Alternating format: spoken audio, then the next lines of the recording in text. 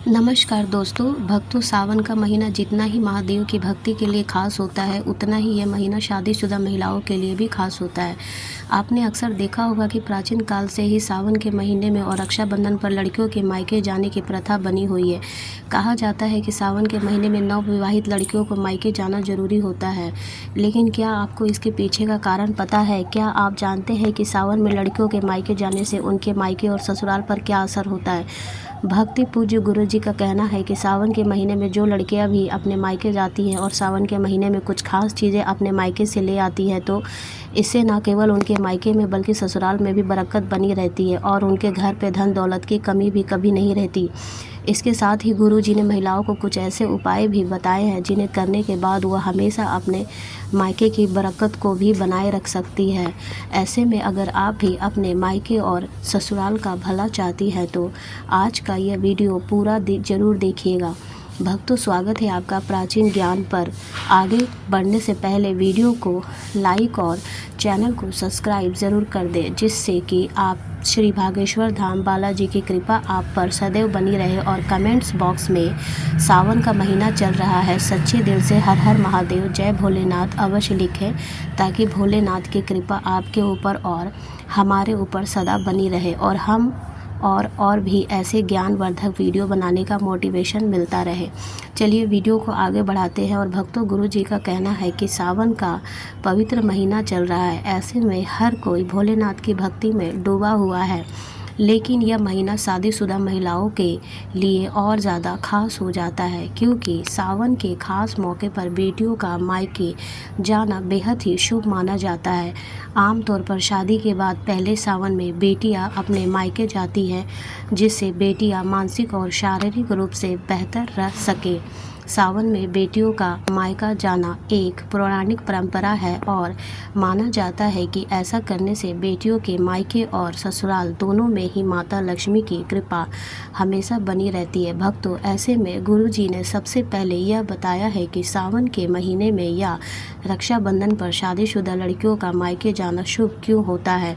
गुरु जी का कहना है कि बेटियों को घर की लक्ष्मी माना जाता है और कहा जाता है कि बेटियों के भाग्य से ही पूरे घर का भाग्य जुड़ा रहता है। ऐसे में जब बेटियां शादी करके चली जाती है तो घर का भाग्य भी अपने साथ ले जाती है। ऐसे में अगर आप अपने घर में बेटियों के जाने के बाद भी अपने घर की बरकत बनाए रखना चाहते हैं, तो ऐसे में सावन के महीने में जब बेटी मायके आए तो कुछ विशेष उपाय से आप अपने घर और जीवन की सारी समस्याओं को दूर कर सकते हैं।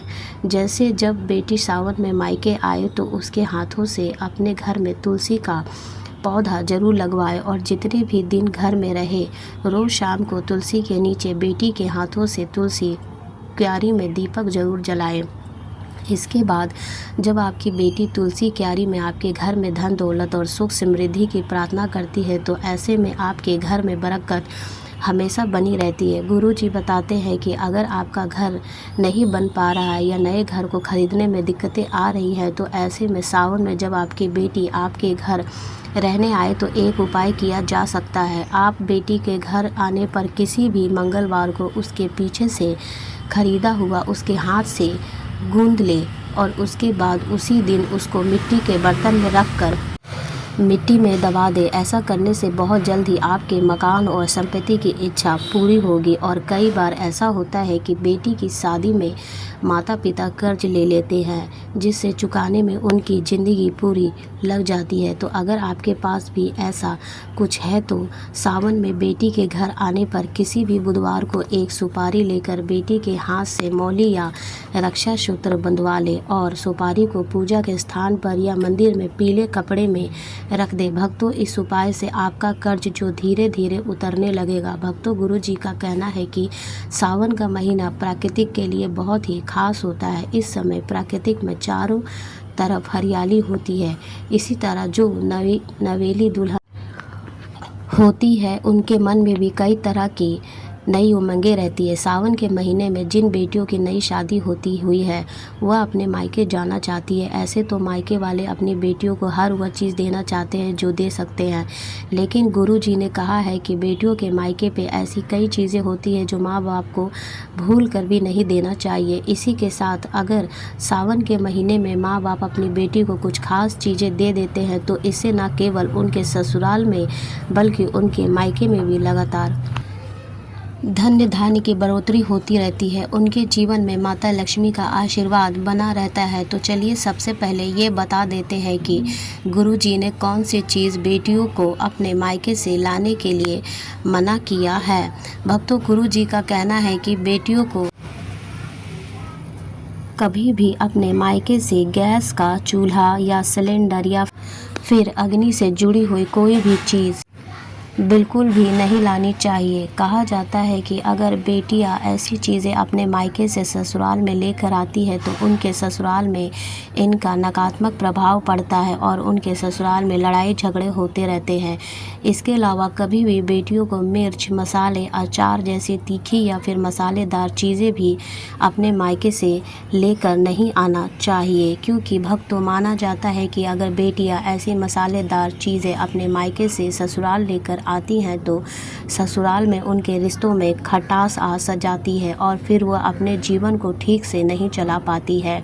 इसी के साथ बेटियों को यह ध्यान रखना चाहिए कि सुई, धागा, सिलाई मशीन जैसी भी चीज़ें भी अपने मायके से ससुराल में कभी नहीं लाना चाहिए और चाकू, छुरी, नेल कटर जैसी नुकीले चीज़ें भी कभी नहीं लाना चाहिए। माता पिता को अपनी बेटी को उनके ससुराल ले जाने के लिए नहीं देना चाहिए, क्योंकि भक्तों अभी सावन का महीना और रक्षाबंधन है। बेटियां अपने मायके आएंगी तो ऐसे में कोई भी माता पिता अपनी बेटियों को खाली हाथ ना जाने विदा करते हैं। तो अगर आपको भी विवाहित बेटियों को और आप उन्हें उपहार में कुछ देना चाहते हैं तो गुरुजी का कहना है कि आप अपनी बेटियों को हरे रंग का श्रृंगार उपहार में जरूर दें। भक्तों, कहा जाता है कि सावन के महीने में जो भी सुहागन महिला हरे रंग का श्रृंगार करती है, ऐसी महिलाओं के जीवन में प्रेम बढ़ता रहता है और उनका सुहाग भी दीर्घायु होता है। और अगर बेटियां अपने मायके से हरे रंग के कपड़े, चूड़ियाँ, सुहाग का सामान लेकर अपने ससुराल में आती है तो न केवल उनके ससुराल में उनका मान सम्मान बढ़ता है बल्कि उनके दाम्पत्य जीवन में भी खुशहाली बनी रहती है। इसी के साथ भक्तों, गुरुजी का कहना है कि बेटियों को अपने मायके से ससुराल विदा होते समय सावन के महीने में घेवर जरूर लाना चाहिए। कहा जाता है कि सावन के महीने में मायके से आया हुआ घेवर न केवल अपने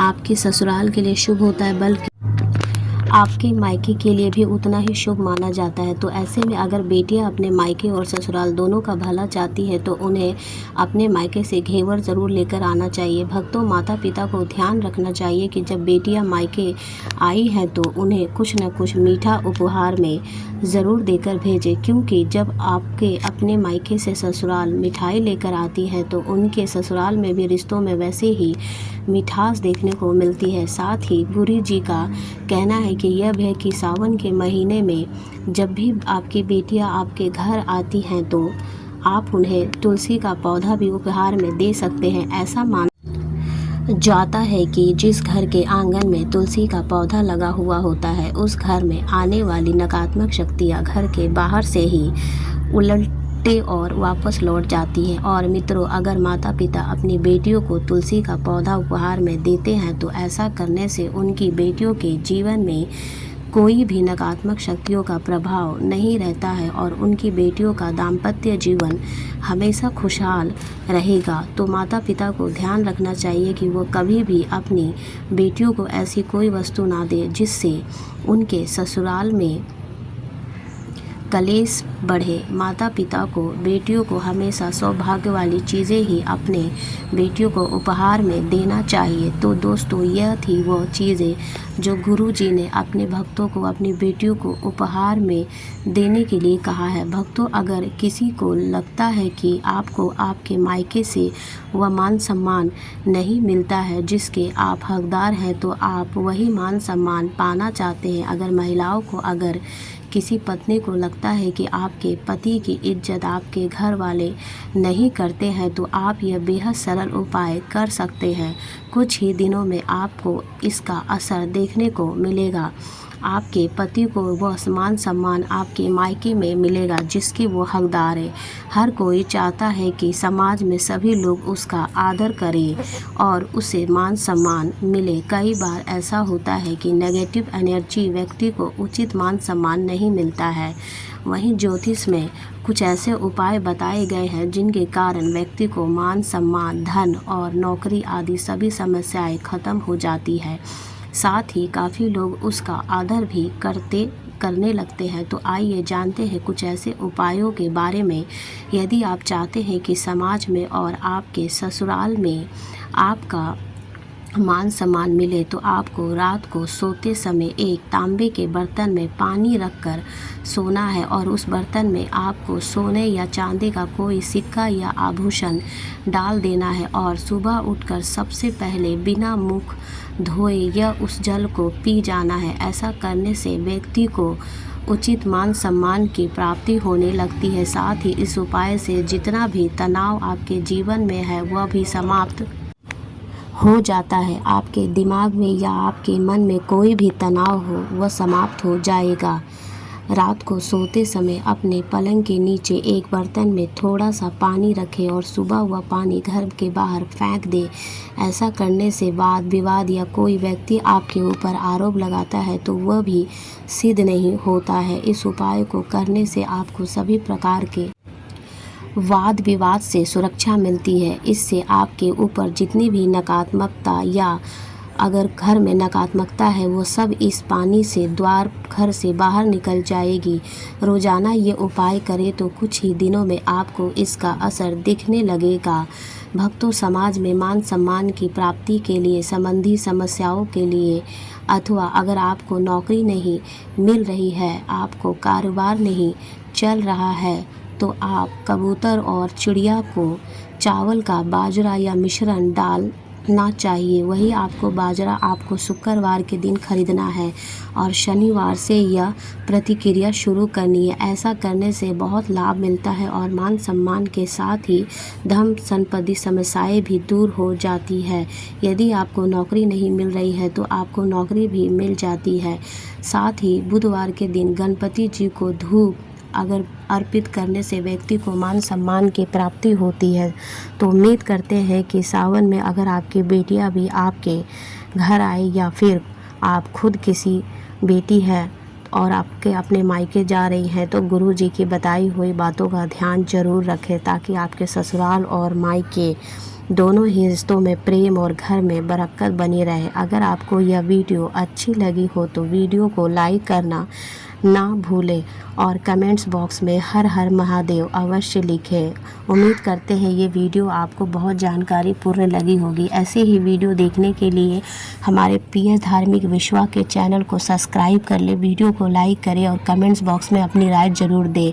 फिर मिलेंगे नेक्स्ट वीडियो में, तब तक के लिए आपका धन्यवाद।